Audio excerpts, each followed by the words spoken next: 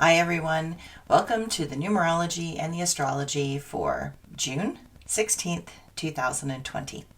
If you add all those numbers together, you get the number 17. And if you add the 1 and the 7 together, you get the number 8. Now the number 8 is a number of grief and loss and sadness, and so I hope this doesn't stir everything up in sort of a way that creates grief and loss and sadness. So I want to turn it around and I want to kind of say, okay, what can you do today to alleviate suffering in others or yourself? Are you being kind to you? Notice what is bubbling to the surface of your consciousness. These moments can be difficult for everyone, but perhaps you need to cut yourself some slack. Remember that you are doing a great job and that you are deeply appreciated. Know that the effort of kindness right now will come back to you in wonderful ways. While what is happening is not funny for anyone, you can still make this crazy world fun. While it may be difficult to listen to what is happening out there, you have to look at what you can do to create small joys in small ways. Perhaps now you can practice to use some skills that are going to help you reframe the chaos that is about to erupt. And the closer we get to this summer solstice eclipse, which is coming up in a few days, the more intense it's going to be. So you have a tendency to feel eclipses 6 weeks before and 6 weeks after. And so this one is coming on, and we've been feeling it for the last 6 weeks. And then we're going to have another lunar eclipse after this. And so that adds to the intensity and the emotional intensity. So a lot is stirred up in the world, and it's not settling down. And it's like we have to learn to find those ways to move through the despair and through the sadness, find our own individuality, stand up for what is right, and create structures that serve everyone, not just ourselves. Okay, the astrology today is really simple because the moon goes into Taurus early in the morning, and you will long for more comfort and stability. So take a breath and let yourself slow way down. Be gentle and encouraging. Patience is the key to steady progress.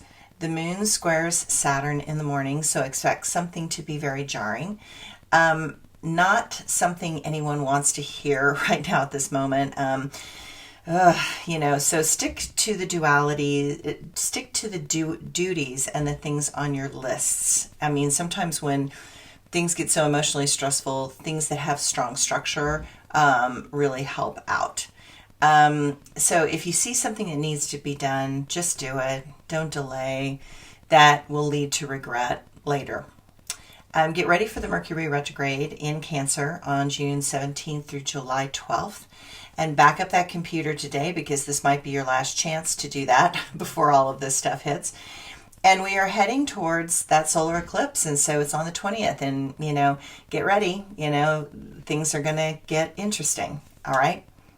So my quote for today: take command of yourself and recognize that what appears is not always real. Become that which others look up to and want to emulate. Remember to become something of beauty and wonder in this world of amazing things. You make a difference every time you try to connect to this world and all the things in it. So my blog for today. While I know the world needs love, love seems to separate and divide. It is not supposed to, but right now it seems to. You can love something, and then that gives you permission to hate something else.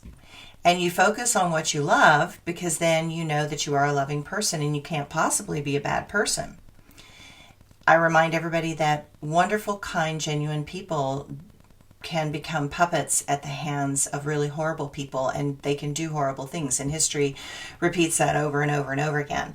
And that's why it's sort of like you have to take charge of yourself and not allow yourself to be a puppet or manipulated, right? So you can focus on that love, but then you can potentially forget the places that you are not fully love. And I see this with big religious people that are kind of zealous, that they're like, well, I'm doing everything the way I'm supposed to be doing it. I'm following all the rules, and so therefore I am perfect, and I am love, and I am evolving, and all this kind of stuff. And they don't see the places that they are mean or cruel or lashing out or judging or biased, or they don't want to look at that. I mean, I think that we live in a world where we have blinders on to our own darkness, and we don't have blinders on to other people's darkness. We just have blinders on to our own darkness. And I think that that's one of the things that's changing right now, is for us to really look at, where our darkness is sabotaging us. The opposite of love is not hate. It is disinterest. Therefore, if you love, you can also hate. This world is filled with that internal and external conflict of our dualistic nature, and the lack of inner awareness of our own duality is exploding out in the world and tearing at the fabric of civilized behavior. I believe the answer is not just love, but about learning the delicate art of compassion. Compassion is the key to staying heart open and willing to feel past ourself and into the heart of another. The moment you do that and really connect to another person truly, deeply, you discover that innate connection that is more real than the ideas of others or the thoughts of your own mind that you have put in your own head. It is time to cultivate a culture of compassion.